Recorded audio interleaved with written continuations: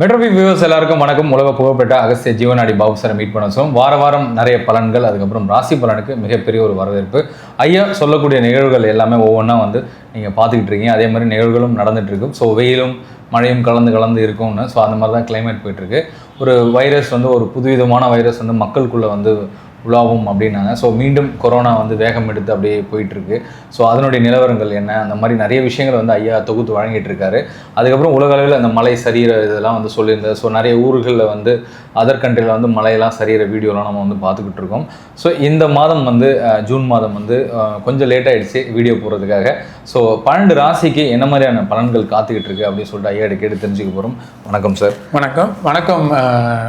மெட்ரோபி நேயர்களும் கொரோனா குறிக்கும் இன்னும் நிறைய இருக்காக சொல்வார். ஸோ உங்களுடைய ப்ரெடிக்ஷனுக்காக எல்லாம் அவரோட வெயிட்டிங். ஸோ ராசி பலனுக்காக ஸோ 12 ராசிக்கு எப்படி இருக்குன்னு மட்டும் சொல்லிவிடுங்க. ராசி உத்திர நட்சத்திரம், அஸ்த நட்சத்திரம், சித்திரை. அஸ்தம் சித்திரை நட்சத்திரம் ரொம்ப கேர்ஃபுல்லாக இருக்கணும். தேவையில்லாத குழப்பங்கள் ஏற்படும் போது பண விரயங்கள், செலவுகள், வர பணங்கள் எங்கே கொடுத்தோம் எங்கே போச்சுன்னு தெரியாது.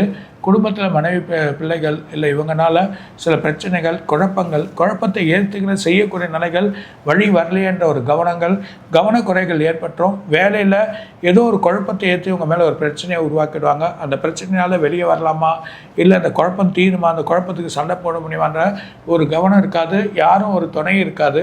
தனியாக நின்று ஒரு போராட ஒரு நிலைமைகள் ஏற்படும். நிறைய விரயங்கள் ஏற்பட்டுரும்.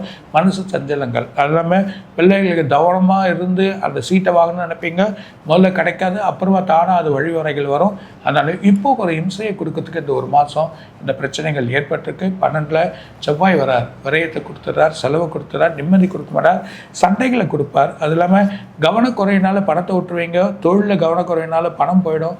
பணம் எங்கே யார்கிட்ட கொடுத்துன்னு தெரியாது. செலவுகள் கணக்கு சரி இருக்காது. அது இல்லாமல் இவங்க வேலையில் அந்தந்த வேலைகள் செய்ய முடியாமல் யார் மூலியமாக ஒரு பிரச்சனை அந்த குழப்பத்தை ஏற்பட்ட நிலைமை வரும். அது இல்லாமல் திருமணங்கள் ஏற்பாடுகள் நடக்கும், அங்கே ஒரு குழப்பம் இருக்கும். பணம் வெளியேந்து கடன் வாங்க வேண்டிய நிலைமை இருக்கும். சஞ்சலங்கள் பெருகி இருக்கும். நிறைய இன்வெஸ்ட் பண்ணியிருப்பீங்க, இல்லை நிறைய ஷேரில் போட்டிருப்பீங்க. சில பணங்கள் கொஞ்சம் குறைஞ்சி அப்புறமா வழி வரும். அதனால் பொறுமை, நிதானமாக செய்யக்கூடிய நிலைமை இந்த ஒரு மாதம். ரொம்ப கவனத்தோடு போங்க. வழிகள் கிடைக்கும். சின்ன சண்டைகள் ஏற்படும், பக்கத்து வீட்டில் சண்டைகள் ஏற்படும். சில வண்டினால் சின்ன அடிகள் ஏற்படலாம். தூக்கம் இல்லாமல் போகலாம். இதனால் சில பிரச்சனைகள் ஒரு வாரமாக ஒரு குழப்பத்திலே போகக்கூடிய நிலைமைகள் ஏற்படும். கொஞ்சம் கவனமாக இருந்தால் சரியாயிடும்.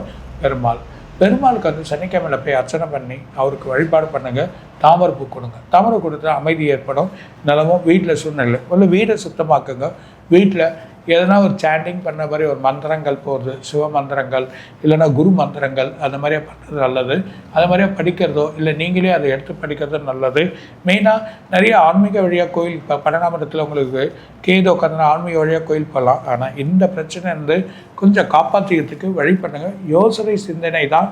இந்த சிந்தனையில் கரெக்டான வழிமுறைகள் பண்ணுங்கள், தியானம் பண்ணுங்கள். இப்படி பண்ண சொல்ல வெற்றி உங்களுக்கு கிடைச்சிடும், நல்லபடியாக ஆகிடுறது தான் சொல்கிறேன்.